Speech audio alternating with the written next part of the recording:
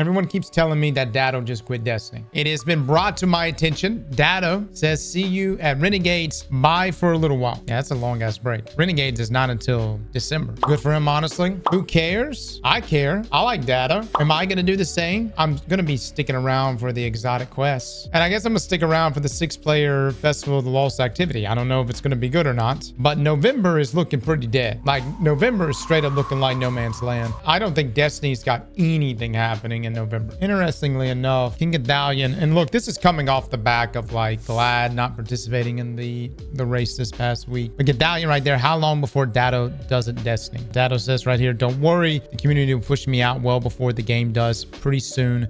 Tired of this. That engagement bait is wild. I don't think there's any engagement baiting happening here. This sounds like a man that's fed up with your shit. That's what that sounds like. And Dado also has an entirely other channel. You know, he's got a second channel. Dado's got like an entirely second channel. So I'm sure he's going to continue doing stuff over there. I like Dado a lot. And I hate that he may be taking a break for a variety of reasons, but I will say we're in a difficult time right now with Destiny. I've been really fucked up this past week. So I haven't had an opportunity to really just sit down and just collect my thoughts about everything in its totality. But you got a lot of people that are upset, that don't like the state of the game, wanted a Destiny 3. You've got numbers that don't look good. We had the Epic Raid launch this past weekend, and I don't even think, let me actually pull it up. I don't even know if we broke 30,000 players. Yeah, it doesn't look good, guys. It doesn't look good. It's not an entirely new raid that just dropped, but it is a new raid. You know what I mean? It's a newish kind of raid. They added an encounter. They added new mechanics. When you see numbers like this, man, it's concerning, dude. It's concerning. I also just think there's just a lot of really good games out right now. You know, between Borderlands, between Path of Exile, if you're into those type of games, between Silksong and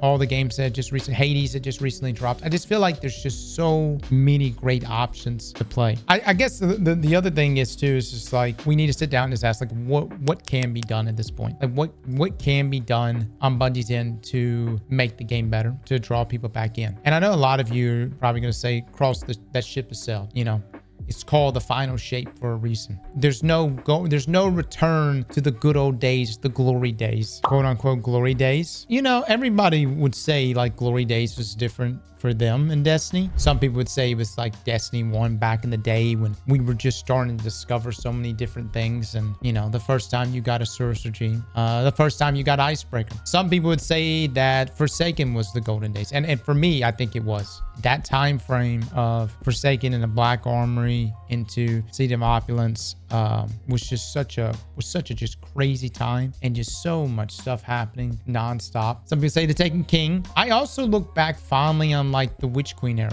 Like I think Witch Queen was really, really good, and all the upgrades to our subclasses and the 3.0 changes. Yeah, we're in a weird spot that, you know, a lot of people have moved on. They moved on, and so you've got people that are upset, and I would say rightfully so. But you also got, like, I will say, the community, man. It's like, dude, I've gotten more comments than ever. That's like, dude, why you keep playing this garbage game? You know what I mean? I mean, just go out of their way. I love YouTube's feature because it shows like every single comment that someone has left. And I'm talking, I mean, we've got like a dedicated squad of people, just like every time a Destiny video goes out, they're like, dude, fuck this game. How could you play this dog shit? You know what I mean? I don't mind, but I can completely see why it wears on a person, you know, because the last thing someone wants to be doing, you know, they're sitting there trying to get through a contest mode raid, but going through like mechanics, trying to optimize DPS, and at the corner of his eyes, he's probably seeing just like rogue comments just about the state of the game. It's tough, man. It's tough. I will say this though, Bungie, I'm completely willing to move to Seattle to become the head of the studio, and it would be an immense sacrifice having to uproot the family, but I'll do it. I'll do it. And I'm not going to say I'm going to fix the game, but something's going to happen. We would do something. Something would change. Better or for worse, but something would change. It would be spicy. If anything,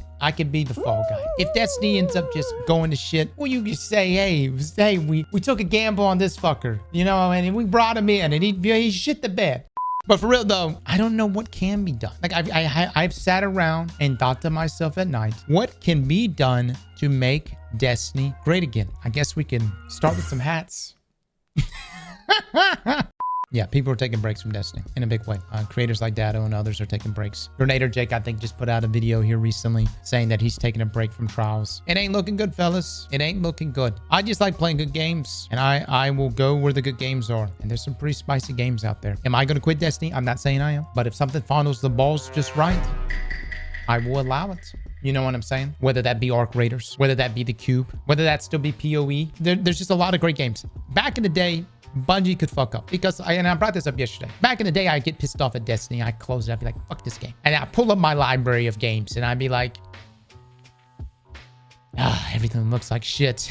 I guess I'm going to go play Destiny 1 again and hopefully get that God Rise Luna now. And so you didn't have as many options. Now, though, you get pissed off. You throw open the library and you're just like, oh, damn, maybe I do want to replay BG3. You know what I'm saying? Maybe I do want to finally finish Dying Light. There's just so many great games. And so Bungie's really, and like a lot of people are like, oh wait, but this game or that game's not in the same arena as Destiny. No, that's incorrect. It's competing for your time. They're all fighting with each other. They're all competing. Obviously, you have more direct competitors like Borderlands here recently, which I think is what's making a big dent inside of Destiny right now. But they're all competing for your time. And there's been some banging games that have dropped. Anyways, what do we do in this situation? The community is upset. Bungie seems, I would say, fatigued. Some have said creatively bankrupt. But, you know, I feel like Bungie, whether it's fatigue or other things, I think Bungie's priority is just Marathon. And that's not an excuse. I just think that that's their entire focus. How do they get Marathon out the door? And how can they keep not even all four wheels on this car? If Destiny is a car, how can you make this bitch roll on one fucking wheel? That's really what Bungie, in my opinion, what they're attempting to do. How can we keep this fucker rolling on one tire? And it just don't work like that. You can't just go in there and cheap your ass through this thing, especially with a live game, a live service. Marathon is going to kill both games. Marathon is already dead on arrival. Art Theft was the nail man. I know there's been some play tests and other things. What I do know is that internally, that game failing is code fucking red. I mean, that shit cannot happen. And like, I'm not even if it was like not even a semi-success, but just like a break even, that still would be catastrophic for Bungie. And so they are doing everything they can to keep that from happening. And I just think that's taking all the priority. Now, I have no idea what's going to happen. The game Marathon could roll out and maybe it's good. Maybe nobody gives a shit by the time it rolls out. I don't know. Nobody gives a shit now. Well, I tell you what I do give a shit about. I do care that it seems that many of my friends over the years have quit Destiny. This list just keeps getting longer and longer of people that have quit Destiny. Bungie doesn't want to hear this. I don't know. They don't want to hear this, but I think there's really only one answer, everybody. Destiny 3. It's not that Destiny 3 would be better than Destiny 2. It's the perception that Destiny 3 could be better than Destiny 2. Obviously, if it rolls out and goes to shit, we're back in.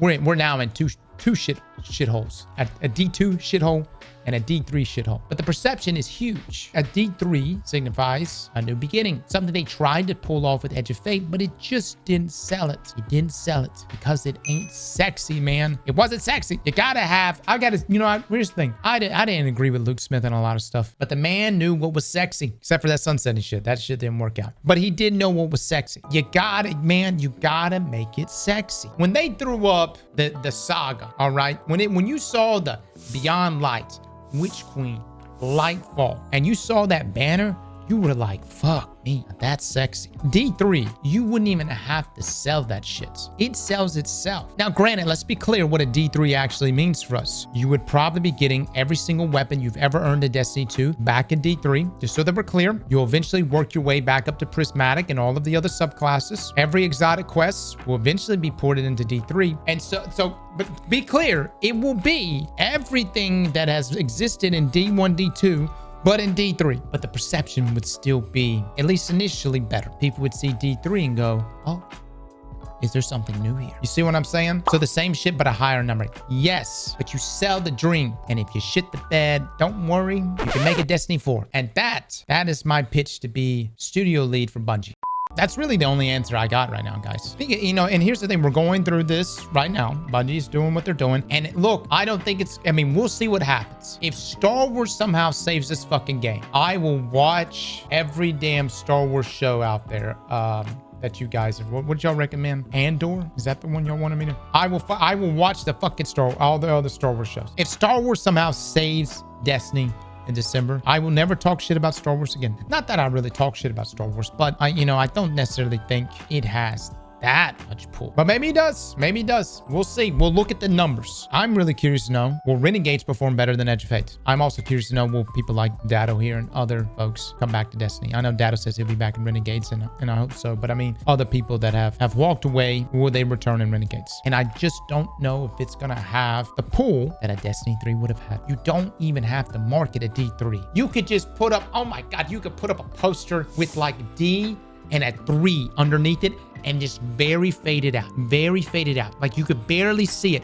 People would lose their fucking mind. People would lose their fucking minds. You got a lot of crybabies. Let me just say this. Les is one of the biggest crybabies I've ever gamed with. But Les buys every expansion. Les goes to the Eververse store and he buys up ornaments. Les will moan and groan and bitch about every sandbox change, but he's there for every TWAB and he is completely locked in and he is present. I'm not trying to talk shit here about Les, but the point I'm trying to make is that even your most negative people, they're paying customers. You know what I'm saying? Now that's from Bungie's perspective. From Datto's perspective or a content creator's perspective, I completely understand where things just become too wearing. Plus the internet's just strange, man. You know what I mean? Some of the stuff you guys put in DMs, y'all gotta chill, dude. You know what I'm saying? Like y'all got, some of y'all just like, y'all need a, things getting a little out of hand, man. And I'm not even talking about the dick pics. It's like one thing to get a dick pic. It's definitely not something I expect to pull up in an email, but it is shocking. But the point is, if it just stopped there, that would probably be all right. But then, sometimes they go beyond that. Some of y'all's messages get really kind of hairy, man. You know what I'm saying?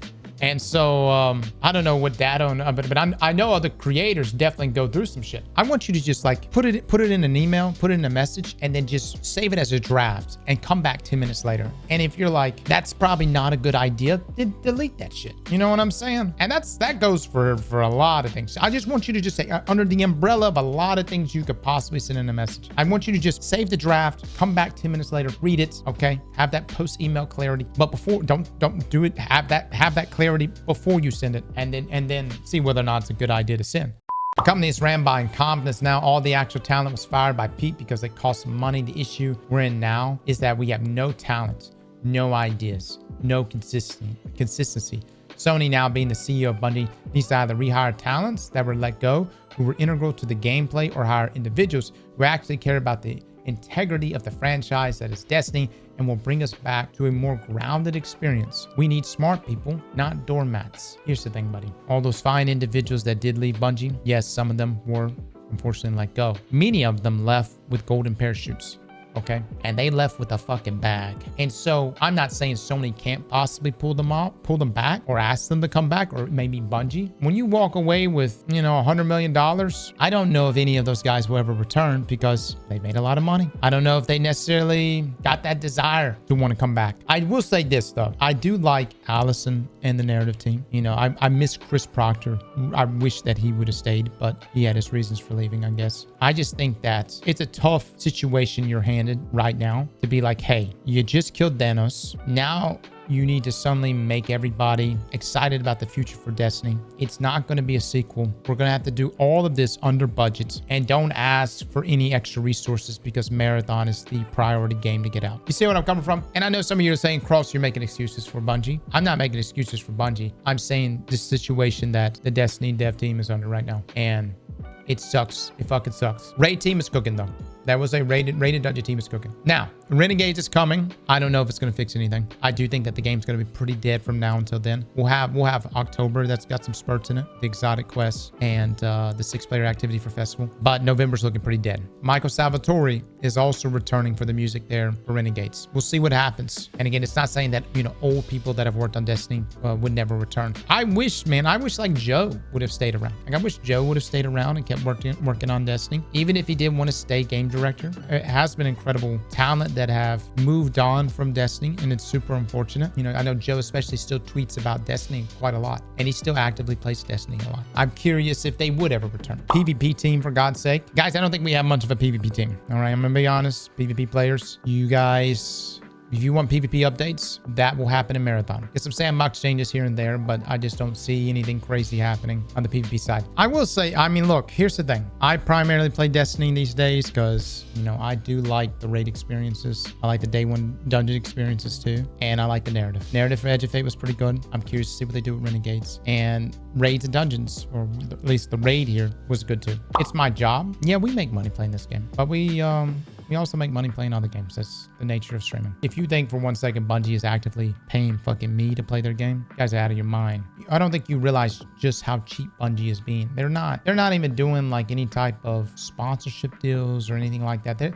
There's been no sponsorships on their side for well over a year. Anyways, I'm gonna ask that the Destiny community, God, am I really about to ask this right now? Let us be kind. Let us show other gaming communities what it means to be. Never mind. Fucking no, I can't do it. No, you fuckers are toxic. I can't do it, man. I wish we could. I wish we could, but it ain't happening. It ain't gonna fucking happen. Slap that like button like your mama told you right.